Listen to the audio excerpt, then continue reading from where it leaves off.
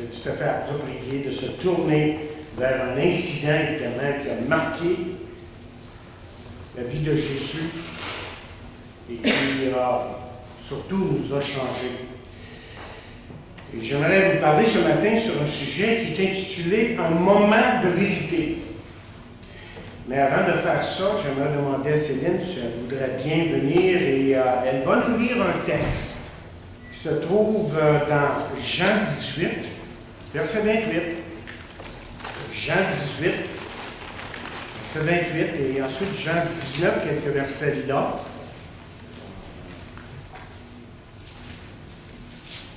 Jean 18, verset 28, pour commencer.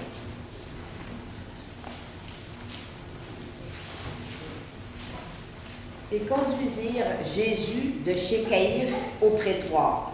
C'était le matin. Ils n'entrèrent point eux-mêmes dans le prétoire afin de ne pas se souiller et de pouvoir manger la Pâque.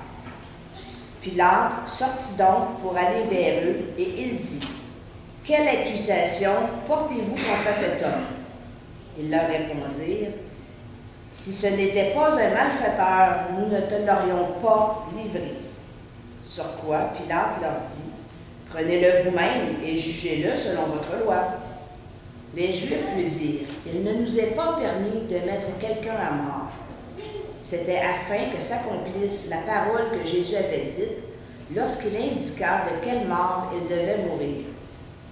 Pilate rentra dans le prétoire, appela Jésus et lui dit : « Es-tu le roi des Juifs » Jésus répondit : « Est-ce de toi-même que tu dis cela ou d'autres te l'ont-ils dit de moi » Pilate répondit : « Moi suis juif, ta nation et les principaux sacrificateurs t'ont livré à moi. Qu'as-tu fait » ? « Mon royaume n'est pas de ce monde, répondit Jésus. Si mon royaume était de ce monde, mes serviteurs auraient combattu pour moi, afin que je ne sois pas livré aux Juifs. Mais maintenant, non, mon royaume n'est point ici-bas. » Pilate lui dit : « Tu es donc roi » Jésus répondit : « Tu le dis, je suis roi. Je suis né et je suis venu dans le monde pour rendre témoignage à la vérité. Quiconque est de la vérité, écoute ma voix. » Pilate lui dit : « Qu'est-ce que la vérité » Après avoir dit cela, il sortit de nouveau pour aller vers les Juifs et leur dit : « Je ne trouve aucun crime en lui. Mais comme c'est parmi vous une coutume que je relâche quelqu'un à la fête de Pâques, voulez-vous que je vous relâche le roi des Juifs » Alors, de nouveau, tous s'écrièrent : « Non, pas lui, mais Barabbas. » Or, Barabbas était un brigand. Alors Pilate prit Jésus et le fit battre de verges. Les soldats tressèrent une couronne d'épines qu'ils posèrent sur sa tête et ils le revêtirent d'un manteau de pourpre.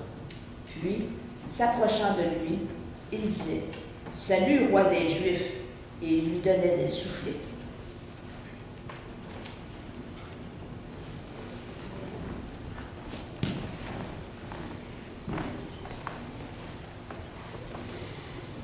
Je sais qu'on a déjà prié, mais moi, je ne peux pas m'empêcher de prier avant de prêcher la parole. C'est mon habitude.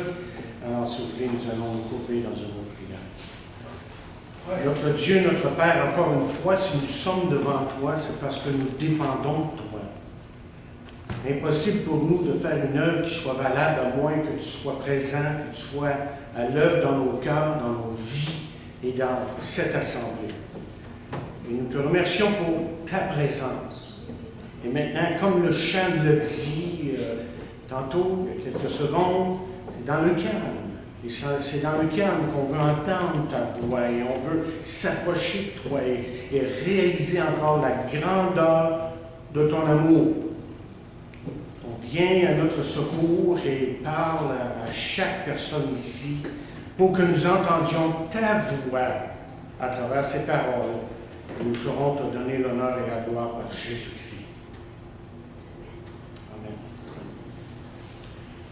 Vous savez, le nom de Ponce Pilate est un des noms les plus connus dans toute l'histoire. Et j'imagine que si son nom devait un jour être annoncé lors d'un match de hockey, on pourrait s'attendre à plusieurs huées de la part des gens, de la foule.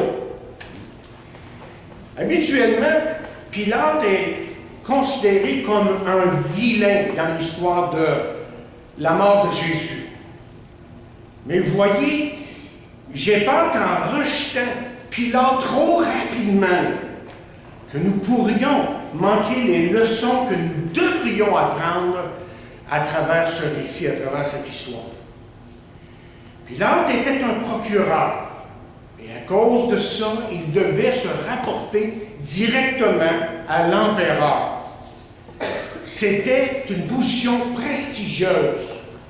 Vous deviez avoir au moins 27 ans avant d'accéder à une telle position.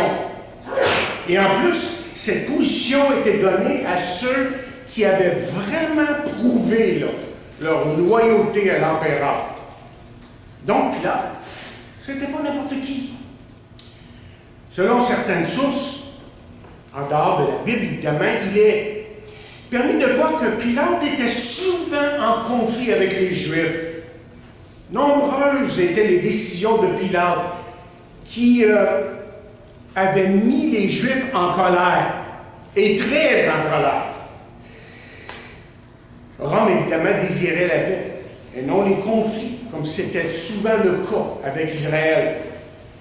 Ce qui fait qu'à certains moments, mais Pilate marchait comme sur des œufs dans ses rapports avec les Juifs. Donc, chers amis, en considérant tout ceci pour débuter, sa présence dans l'histoire de la Passion, c'est-à-dire de la mort de Jésus et son cheminement jusqu'à sa mort, peut sembler à première vue un peu étrange. Mais voyez, la raison principale pour sa présence, c'est que les Juifs savaient très bien que seul Pilate pouvait autoriser l'exécution d'un homme. Mais il faut se poser la question suivante. Qu'est-ce qui a permis à ces gens de penser que Pilate accepterait leur requête? Dans son livre « Qui a déplacé la pierre ?», un certain Maurice Frank suggère que Pierre avait été contacté, que Pilate, j'aimerais dire, avait été contacté quand même, avant même que Jésus soit arrêté. Et ses arguments sont très convaincants. Voici ce qu'il dit. Il dit « Les chefs religieux ne pouvaient s'offrir le luxe d'un débat public pendant la Pâque. La rapidité, dit-il, était la meilleure arme. Il n'aurait pas arrêté Jésus s'il n'avait pas été assuré d'avance que la sentence donnée par le Sanhédrin serait exécutée avant la Pâque. Normalement, Pilate n'aurait pas entendu aucun cas de ce type lors des festivités, et en particulier tôt le matin. Ce fait nous fait penser qu'il y a eu, écrit-il, un préarrangement.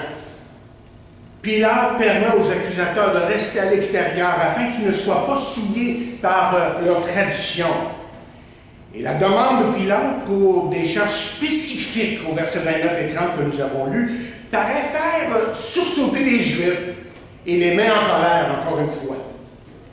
C'est une demande parfaitement raisonnable et normale, à moins, dit-il dans son livre, qu'ils attendent ou qu'ils s'attendent à un passe-droit.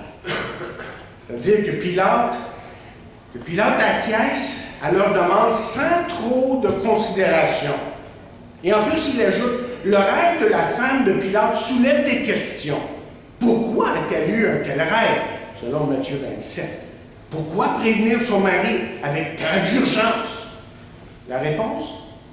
Elle savait qui était en train de se faire juger et ce que son mari avait décidé déjà de faire. Très intéressant.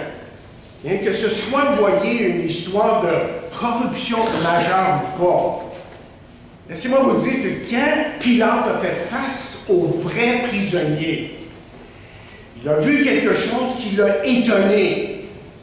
Il l'a complètement bouleversé. Il a vu devant lui un homme innocent. Et cela a fait en sorte que Pilate a voulu, en quelque sorte, revenir sur sa décision.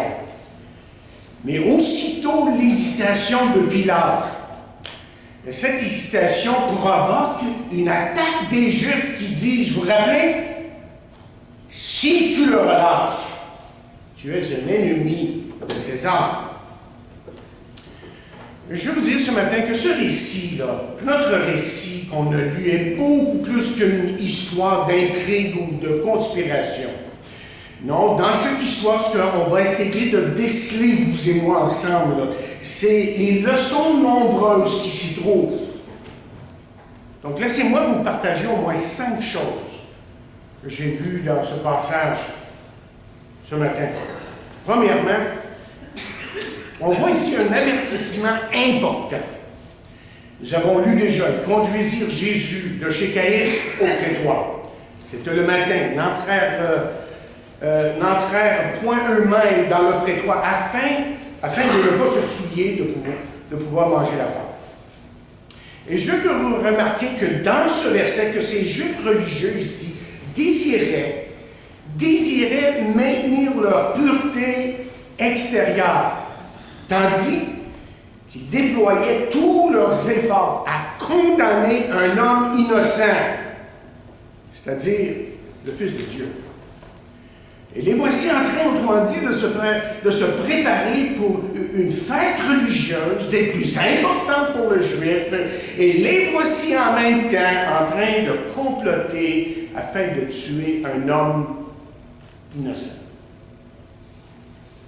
Un peu plus tôt, juste un peu plus tôt, là, Jésus avait réprimandé les chefs religieux, ce n'est pas la première fois évidemment, mais il leur dit à un moment donné, malheur à vous, scribes et pharisiens hypocrites, parce que vous payez la dîme de la menthe, de la nette, du cumin, et que vous laissez ce qui est plus important dans la loi, c'est-à-dire la justice, la miséricorde et la fidélité.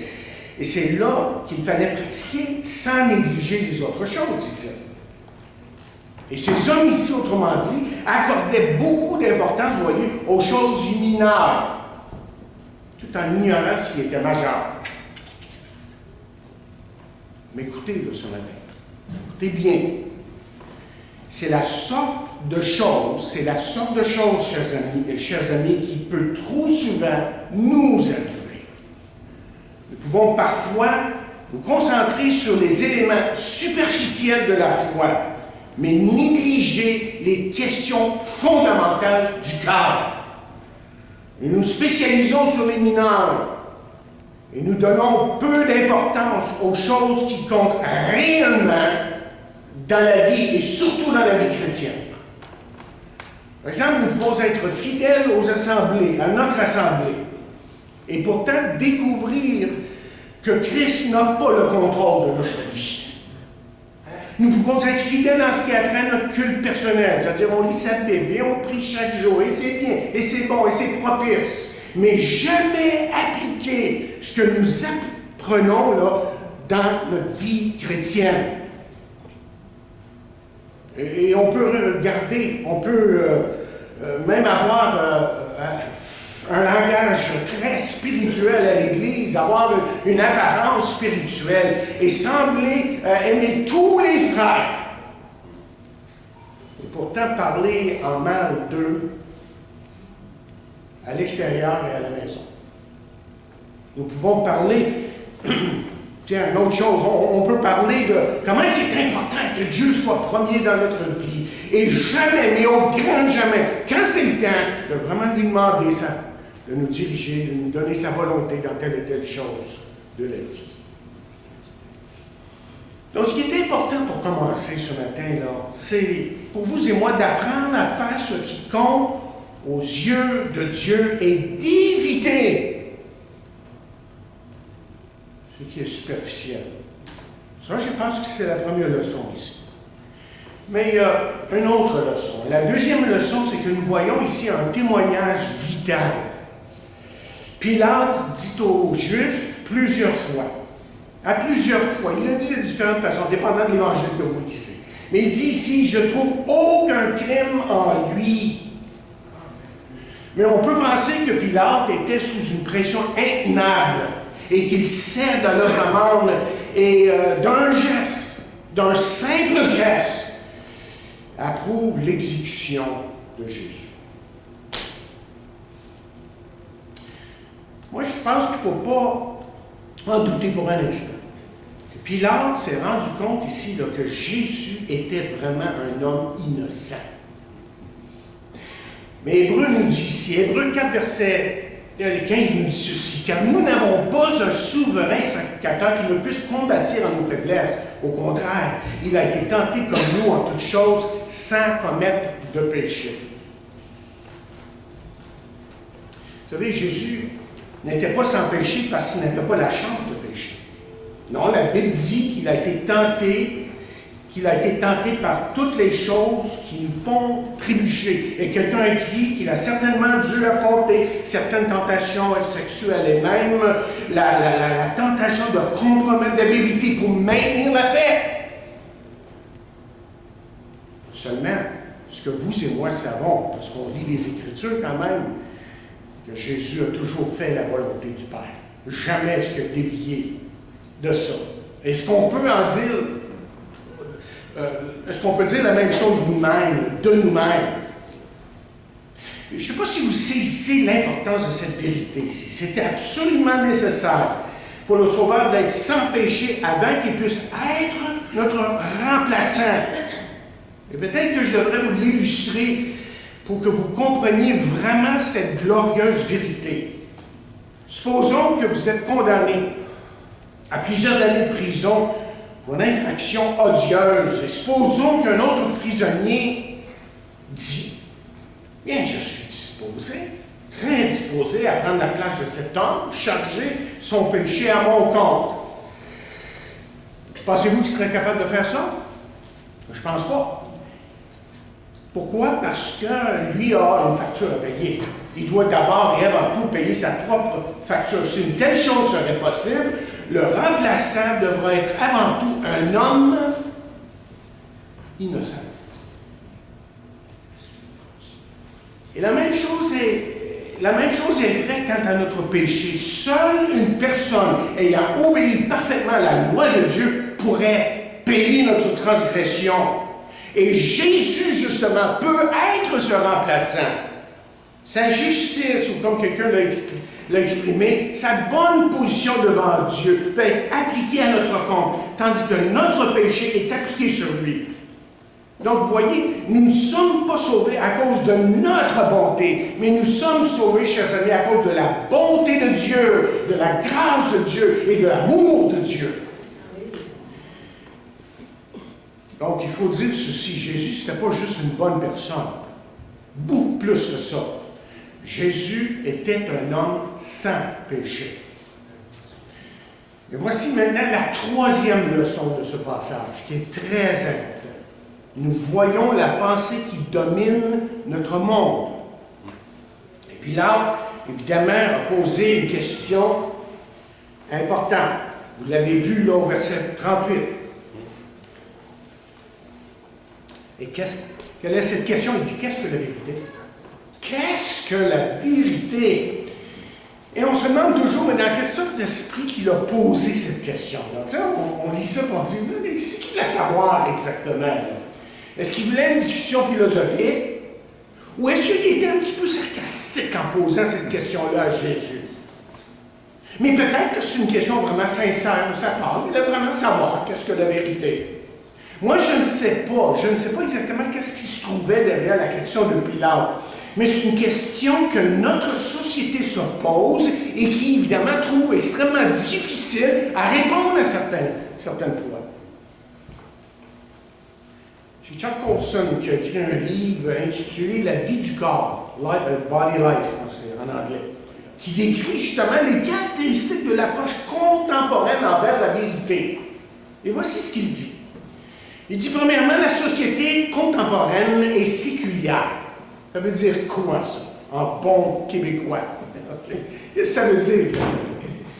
Bien, il explique en disant qu'il n'y a aucune pensée pour les choses éternelles. La pensée est sur le maintenant. Même notre religion, dit-il, est centrée sur ce qu'elle peut faire pour moi maintenant. R.C. Sproul a écrit, nos contemporains agissent comme si la vie actuelle est la seule, comme s'il n'y avait pas de jugement à venir. Ensuite, deuxièmement, La société, dit-il, croit que toute la nature est d'égale valeur. On dit que les animaux devraient avoir les mêmes droits que les êtres humains. La journée de la Terre obtient plus d'attention que Pâques. Les résultats, c'est que nous vivons dans un monde, dit-il, qui proteste le traitement des présumés inhumains des rats. Et certains sont même prêts à utiliser la violence pour protéger la faune et toutes sortes d'espèces. Mais l'idée que l'homme, chers amis, que seul l'homme a été créé à l'image de Dieu est tout à fait écartée.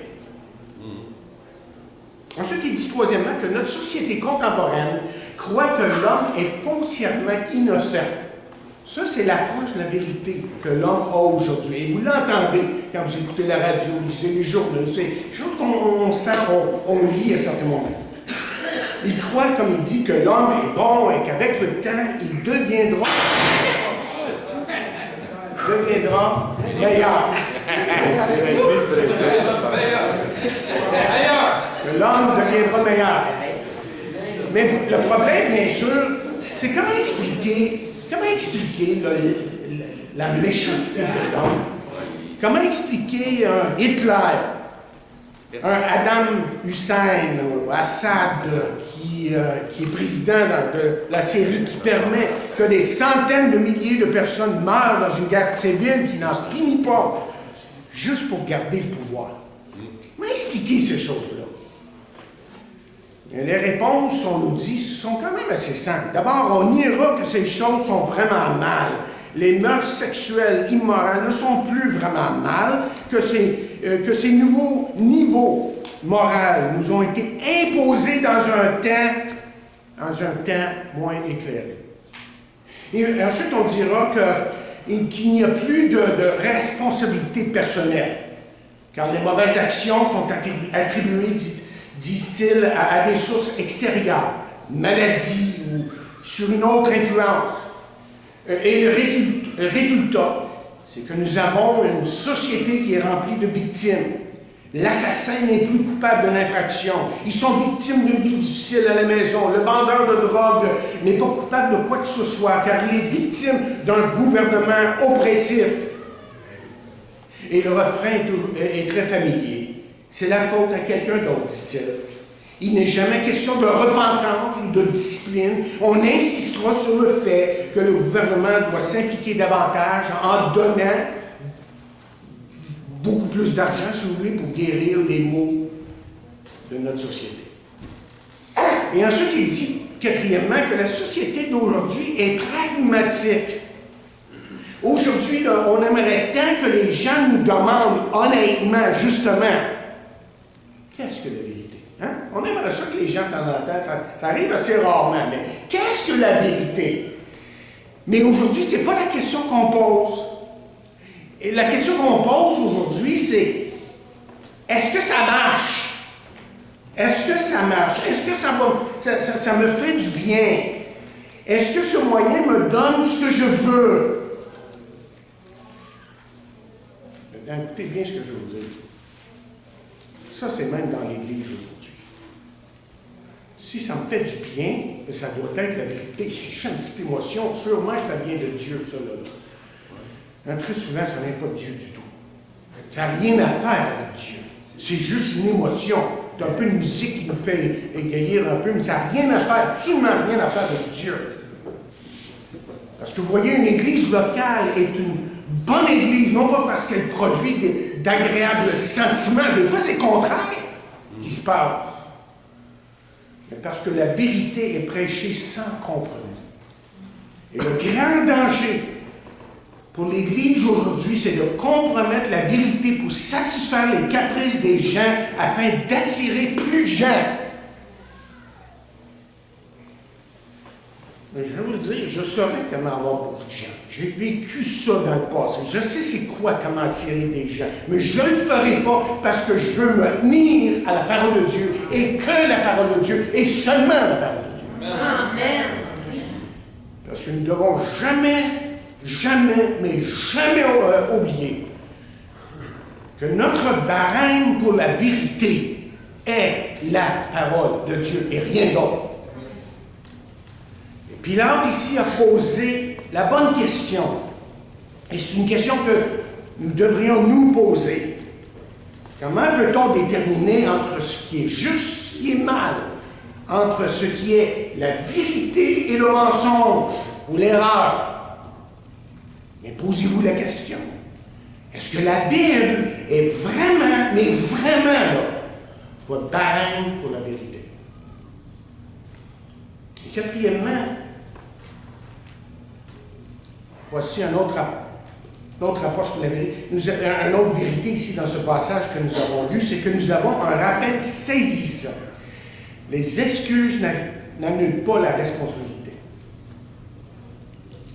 Vous avez lu l'histoire. Donnons un peu de crédit à Pilate quand même. Il a essayé de libérer Jésus. 4 fois, il a essayé d'éviter que Jésus soit finalement condamné. Quand il a essayé de redonner, par exemple, il a essayé de le redonner aux autorités juives. Quand il l'a renvoyé à Hérode, quand il l'a offert entre lui, Jésus et Barabbas, quand il s'est lavé les mains. En tout cas, il a tenté là, de s'esquiver de sa responsabilité, mais à un certain moment, c'est lui qui a signé l'arrêt de mort de Jésus. Et toutes les excuses et rationalisations ne peuvent pas changer le fait que Pilate ne l'a pas libéré, mais que Pilate l'a condamné. Et assurément que Pilate, à un certain moment, s'est senti pris comme dans un coin. Peut-être que la pression de ses pairs, c'est-à-dire Hérode et d'autres comme lui, là, ont fait en sorte qu'il abandonne la partie. Peut-être avait-il peur de perdre son job, puisque Rome entendrait parler de ce qui se passe en Israël et que là, il y aurait des problèmes personnels à lui. Et c'est vrai qu'en disant tout ça, on pourrait être très sympathique avec Pilate, on va dire, ouais, pauvre Pilate, tu sais, il était vraiment pris dans un coin. Mais ça ne le rend pas moins coupable, ça. Ça ne le rend pas moins coupable. C'est un principe dont il faut absolument se rappeler. Quand nous sommes rapides, vite à excuser notre comportement abusif, stupide même, je dirais, ou quand nous voulons expliquer pourquoi nous n'avons pas partagé notre foi, quand nous voulons dire pourquoi nous n'avons pas aidé une personne dans le besoin, et quand nous voulons expliquer là, qu'on a perdu patience et qu'on a vraiment manqué d'amour, on devrait se placer devant Dieu et être honnête avec Dieu et confesser ces choses à Dieu. Pilate nous rappelle qu'aucune de nos excuses ne sont acceptables. Nous sommes responsables pour les gestes que nous posons. Non plus pouvons-nous nous cacher derrière notre arrière-plan familial ou nos impulsions physiques et les difficultés que nous aurions vécues dans le passé. Parce qu'ici, dans ce passage, dans ces paroles que nous avons lues ce matin, se rattache un principe important. Et essayez de ne pas le manquer. Avant que nous puissions devenir récipients de la grâce, nous devons accepter le fait que nous sommes responsables pour nos actions, pour ce que nous sommes.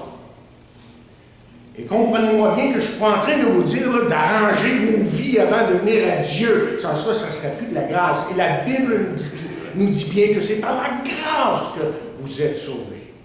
Non, nous devons admettre, reconnaître et confesser nos problèmes avant que nous puissions vraiment recevoir la grâce de Dieu. Nous disons souvent, n'est-ce pas? Nous ne sommes pas ici parce que nous sommes bons, mais parce qu'on ne l'est pas. Et en plus, nous ne sommes pas ici prétextant que nous n'avons pas, vous et moi, là, de problème. Au contraire, c'est seulement à cause de ça que nous sommes prêts, aujourd'hui, vous et moi, là, à recevoir la grâce, le pardon, l'amour de Dieu dans nos vies. Quand un enfant, par exemple, a des difficultés à l'école avec ses devoirs, s'il n'admet pas qu'il y a des problèmes, ça va être difficile de l'aider. Ce sera difficile de sauver quelqu'un qui se noie si cet individu n'est pas prêt à reconnaître qu'il est en train de se noyer. Et le principe est toujours le même. La reconnaissance de notre besoin est le prérequis de la grâce. Mais voici le dernier point. Dernière vérité qui se trouve dans ce texte. Nous voyons ici une décision critique qui doit être prise. Et Pilate pose une question pertinente selon Matthieu 27, verset 22, lorsqu'il dit « Que ferai-je donc de Jésus qu'on appelle Christ ?» Et je pense, si on examine nos cœurs, que c'est la même question que nous devons tous répondre. Que ferons-nous avec celui qui prétend être Dieu dans une forme humaine? Que ferons-nous avec celui qui prétend être capable de pardonner aux pécheurs? Que ferons-nous avec celui qui dit être capable de guérir les cœurs brisés? Qu'allons-nous faire avec celui qui nous appelle à renoncer à nous-mêmes afin de vraiment le suivre? Max Lucado le dit bien. Comme Pilate, vous êtes curieux au sujet de celui appelé Jésus. Comme Pilate, vous êtes perplexe et ému face à ses proclamations et sa passion. Vous avez entendu des histoires. Dieu qui descend du ciel, enveloppé dans la chair, semant la vérité sur le globe. Vous, comme Pilate, vous avez entendu les autres parler. Maintenant, vous aimeriez qu'ils parlent. Que faites-vous, dit M. Lucado, que faites-vous avec un homme qui prétend être Dieu et qui pourtant déteste la religion? Que faites-vous avec un homme qui dit être le sauveur et qui pourtant condamne tout système? Qu'est-ce que vous faites avec un homme qui sait où et quand il mourra et qui s'y rend quand même? La question de Pilate est la vôtre. Il continue à écrire. Que ferai-je donc de Jésus? Vous avez deux choix, dit-il. Vous pouvez le repousser. C'est une option. Vous pouvez, comme beaucoup, décider que l'idée d'un Dieu devenant un charpentier est trop ridicule, trop bizarre. Et tout simplement le laisser de côté. Ou vous pouvez l'accepter. Vous pouvez cheminer avec lui. Vous pouvez écouter pour entendre sa voix parmi les centaines de voix et de le suivre.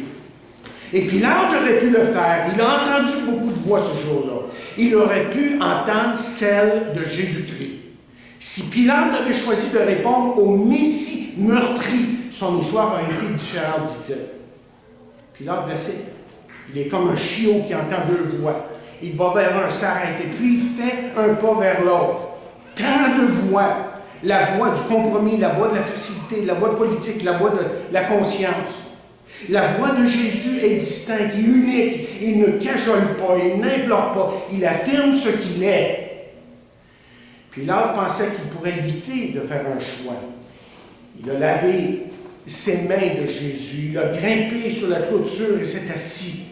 Mais en ne faisant pas, ne manquez pas ceci, mais en ne faisant pas de choix, Pilate a fait un choix. Plutôt que de demander la grâce de Dieu, il a demandé un bol. Plutôt que d'inviter Jésus à rester, il l'a renvoyé. Plutôt que d'écouter la voix de Jésus-Christ, il a écouté les voix des gens autour de lui. C'est écrit dans un livre qu'il a écrit, « Les anges étaient silencieux ». Mes chers amis, en terminant, l'histoire qu'on a devant nous n'est pas celle de Pilate ce matin. Parce que vous voyez, son histoire est écrite. C'est fini, inini, comme ma mère disait. OK? Mais l'histoire qu'on a devant nous, en réalité, si vous lisez avec les yeux de l'Esprit de Dieu, c'est votre histoire qui reste à écrire. Pilate a lutté avec une question que vous devez répondre. Que ferez-vous avec Jésus? Et pour certains, évidemment, ça sera une question de salut. Est-ce que je me tournerai vers lui pour le pardon et une nouvelle vie?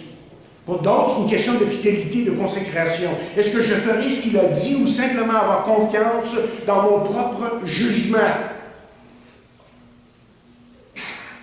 Ou encore d'autres, c'est une question de guérison. Est-ce que j'aurai confiance en lui afin qu'il guérisse mes cicatrices du passé, afin que je puisse, une fois de plus, et pour tous les jours, là, connaître la joie et la paix de Dieu dans ma vie? Vous voyez, chers amis, les situations que nous vivons peuvent être différentes. Mais la question ce matin, je pense, est pareille. Et pour nous tous. Que ferez-vous de Jésus? Écoutez, nous avons tous à un certain moment dans notre vie là, répondu à des questions importantes. Hein, on a pris des décisions importantes. Et à cause de telles décisions, notre vie a complètement changé. Mais laissez-moi vous dire qu'il n'y a pas de question de plus importante que celle-ci. Que ferez-vous de Jésus? Pour la simple raison que cette question et sa réponse déterminera votre destinée éternelle. Et votre réponse va déterminer si vous vivez avec espoir ou le désespoir dans cette vie, oui, et surtout dans l'éternité. Voilà pourquoi il est important de répondre honnêtement et que vous répondiez à cette question sincèrement. Que ferez-vous de Jésus? On nous raconte qu'un vieux fermier du Far West rendit un jour visite à son fils, sénateur à Washington. Fervent chrétien. Il ne manquait aucune occasion de parler de son Dieu autour de lui. Aussi, lorsque son fils le présenta l'ambassadeur, je dis bien de Belgique, il lui posa à brûle-point, là, une question inattendue. Il lui posa la question: Excellence, êtes-vous un chrétien, un enfant de Dieu? Très gêné, le fils détourna la conversation de façon diplomatique, et cela avant que l'ambassadeur a pu répondre. Quelques mois plus tard, le vieillard mourut. Quel ne fut pas l'étonnement du sénateur de découvrir parmi les nombreuses couronnes une superbe gerbe envoyée par l'ambassadeur de Belgique sur la carte jointe, quelques mots qui avaient été rédigés par l'ambassadeur lui-même. Et le sénateur eut les larmes aux yeux lorsqu'il lut ce touchant témoignage rendu à son père de la part de l'ambassadeur. Il avait écrit ceci: Il fut le seul homme aux États-Unis qui m'ait demandé si j'étais chrétien et qui se soit soucié de mon âme et de mon éternité. Que ferez-vous de Jésus? Êtes-vous prêts, vous, ce matin, pour l'éternité? Parce qu'on dit qu'il y a deux choses qui sont sûres, hein? Les taxes et la mort, les impôts et la mort. Et la Bible dit bien de se préparer. Elle dit: prépare-toi à la rencontre de ton Dieu. Venez à Jésus et acceptez-le ce matin. Dites-lui: Seigneur Jésus, je sais que je suis un pécheur, je sais que j'ai brisé ta loi. Oh, mais combien je te remercie d'être mort sur la croix pour moi, parce que tu as pris tous mes péchés. Et je t'invite dans ma vie afin de la changer, de me transformer et surtout de pardonner mes péchés. Et la Bible nous dit: mais à tous ceux qui l'ont reçu, à ceux qui croient en son nom, elle, en parlant de Jésus ici, a donné le pouvoir de devenir enfant de Dieu. Que ferez-vous de Jésus? C'est la question que je vous pose et que j'espère que vous pourrez vraiment répondre. Seigneur, je te demande